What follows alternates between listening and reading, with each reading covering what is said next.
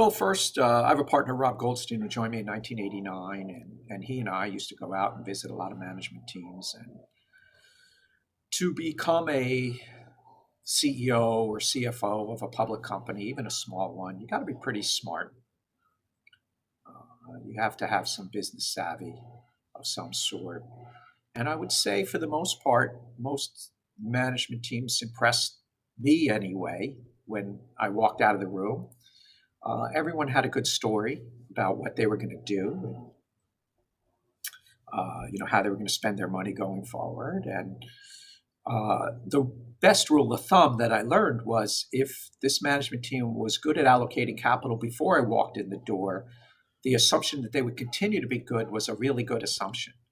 And if they were really bad at it, no matter what story they told and how smart they seemed and how logical what they planned to do was, the better assumption would be that they would continue to be bad at it.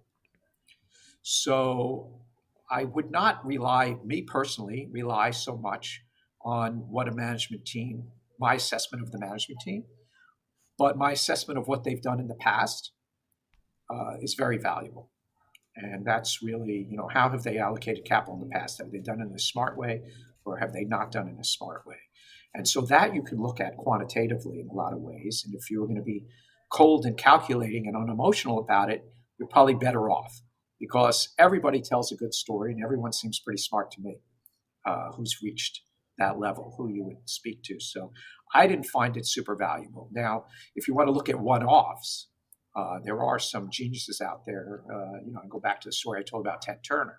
Like, I didn't really know him. You couldn't really tell from looking at the numbers. And then I just heard him speak for about an hour and a half once. He was presenting to a group of analysts why he was doing, I think it was the MGM deal. And I just watched him speak and understand his logic and how brilliant he was. And I said, well, that was just obvious. There aren't that many people that I've seen that are just so obviously, if I were smart enough, Steve Jobs, I would hope, would have been one. And there are some other visionaries that just are clearly have the whole package. But having the whole package yourself and then being able to explain it in such a simple way that I understand it, that's even more rare. But if they can, that's what I would look for. But that's very rare. I haven't made a lot of money from doing that. I did make money in the MGA, the Ted Turner case, but very rarely since. And so I think looking at the numbers and seeing people's track record has been much more helpful than trying to assess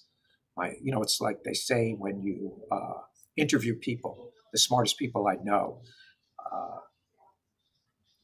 some people are good at interviewing. What they would say is, some people are good at being interviewed and some people are not. Has little correlation with how they will perform if you hire them. Really, the best advice I got is talk to the people that they've worked with in the past.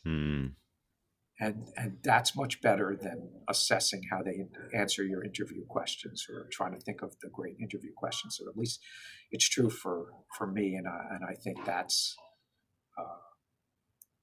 at least for me, that would be the better way to look at it. So the same way with assessing managements, I'd say. I know a lot of extremely successful people who interview very poorly. Well, it's very interesting. My partner, Rob Goldstein, joined me in 1989. I hired him right out of college. And he was so bad at interviewing. He was so bad, he reminded me of myself. And that's why I hired him, because he said something within the interview that made total sense to me. And that's why I hired him. So it wasn't like he totally flubbed it, but he did remind me of how bad I was on my interviews, and endeared him to me, because he did have those nuggets of clarity that made me see that there was something behind the bad interviewee.